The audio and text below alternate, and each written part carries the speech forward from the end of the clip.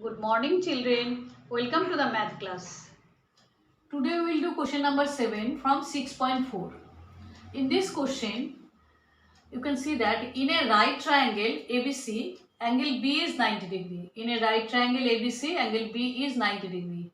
If AB is equal to 6 centimeter, AB is equal to 6 centimeter, BC 8 centimeter,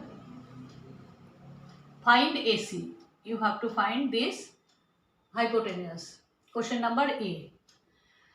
To find AC, you have to use the formula for from Pythagoras theorem. Do you remember in class 7? Hypotenuse square is equal to perpendicular square plus base square. Do you remember? So in this from Pythagoras theorem,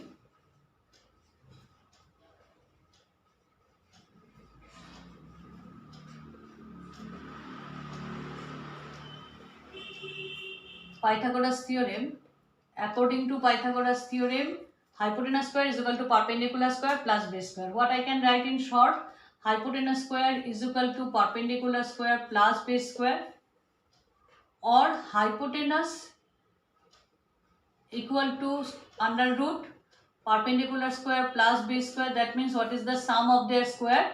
You have to square of this, make the square root of this hypotenuse square, finding square root of both sides. Then what I can see that hypotenuse is equal to perpendicular square plus base square under root. In this way you can find the value of AC. So using this Pythagoras theorem, we can use the length of the hypotenuse AC. So AC is the hypotenuse equal to perpendicular AB square and base BC square. Now you have to put the value of this all. AB square means 6 square, AC is equal to 6 square plus 8 square. AC is equal to 6 square means 36 and 8 square means 64. So you can find AC, you have to write AC continuously here in the left side, and here you can see that it is 100. Therefore AC is equal to 100. You know that it is 10 square. That means length of AC is equal to 10. Therefore, what is the find AC? AC is 10 centimeter. And this is the answer. That means you have to to use Pythagoras theorem. You know that Pythagoras theorem means hypotenuse square. The longest side, square of the longest side is equal to perpendicular square plus base square. In this way, you can find this. Now in question number B. Question is, if AC is equal to 13 centimeter, here hypotenuse is given, BC 5 centimeter, base is also given, you have to find the perpendicular, that is AB you need to find out. Now according to Pythagoras theorem, you know that hypotenuse square is equal to perpendicular square plus base square. We can write in this way also, perpendicular square plus base square is equal to hypotenuse square, the another way of writing this. Now I need to find perpendicular square. So perpendicular square is equal to hypotenuse square minus base square, or perpendicular is equal to under root hypotenuse square minus base square. Now we will use this formula because we have to find the perpendicular now. So therefore here perpendicular is AB. AB is equal to square root of AC square hypotenuse square minus BC square, that is base square. Now you have to put the value of AC and BC, which is given here, 13 square minus 5 square. Therefore AB is equal to under root 13 square means 169 and 5 square 25. Therefore AB is equal to 144. And which square it is? You know that AB is equal to 144 means 12 square. Therefore AB equal to 12 centimeter. You need to find AB, and AB value of AB is 12 centimeter. Understood? Now question number 8. A gardener has 1,000 plants. He wants to plant these in such a way that the number of rows and the number of columns remain same. Find the minimum number of plants he needs more for this. So you know that when the number of rows and number of columns remain same, that means it is a square number. And by this question you can understand that the gardener has 1,000 plants. He needs more plant. That means what kind of sum it is? You have to find the number, square number, very near to this, but it is from this question it is very clear that 1,000 is not a square number.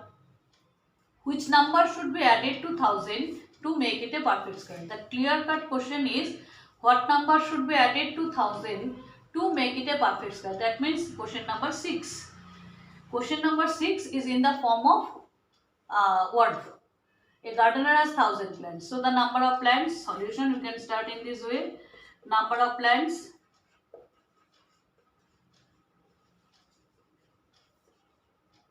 thousand. As odd numbers of zeros are there, it is not a perfect square. Which number should be added to make it a perfect square? You know how to do this kind of sums. 1,000. Draw line. So to make in the way you are finding the square root of 1,000, you have to find the square root of 1,000 also. 10. Make pair of two numbers from the right side. 10. So 3 3s are 9. 3 3s are 9. And 3 plus here minus 9. You can get 6. And here it is 1. And these two zeros will come because one pair again. Now which number you can give? You can give here 2, because if I give 2, then you will get 2 2s are 4 and 6 2s are 12, which will be greater than this. So I have to give the next number, smaller number. So I have to give in these boxes, you need to give 1 only. So if you give 1 here, all the boxes have same numbers. So you give 1 and you will get 61. So it is 61. What is the remainder is coming? It does not create any difference because you have to add some number. So you have to go to the next number of 31. Remember this. Now 9 and it is 7, 3. So 39 is not create any problem here. It is leave it as it is. Now we have to go to this number. So 31 square is less than 1,000.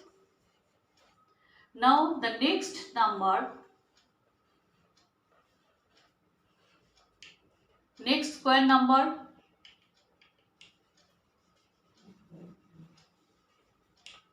is 32 square, and which is 1024. Now 1024 and our number was 1,000. So how much it is greater? Therefore the difference,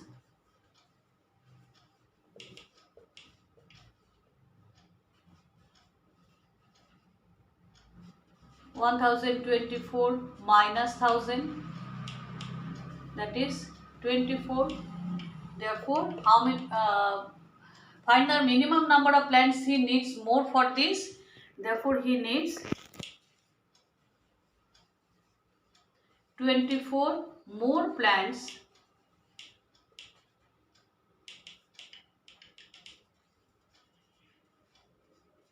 for this. Understood? The question was like this only. What number should be added to 1,000 to make it a perfect square in word form?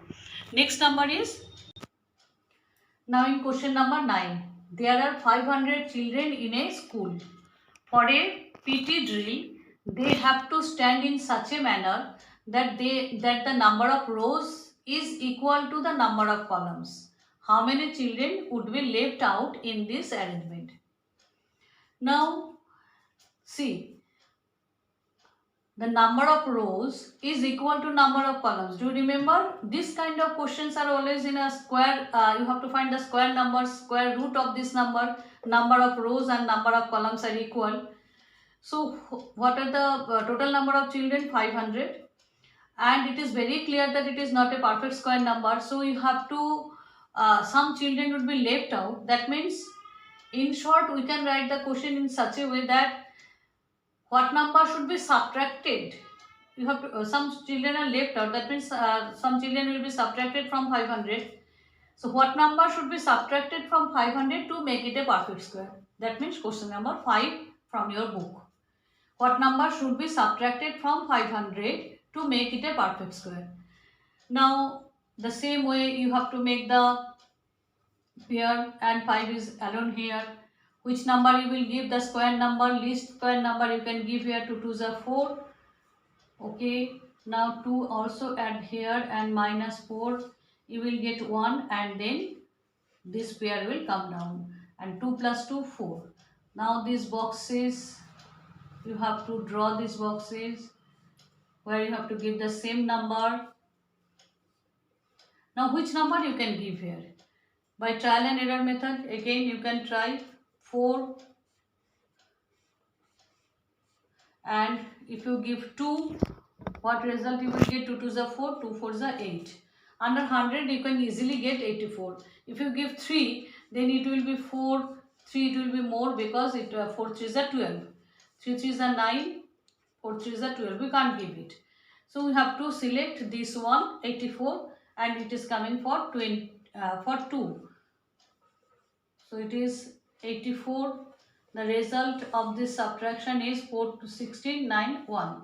So 16 is the extra number for which 500 is not a perfect square. If I subtract 16 from 500, it will become a perfect square. So we have to, how many students are will be left out? How many children will be left out in this arrangement? Therefore, 16 children will be left out.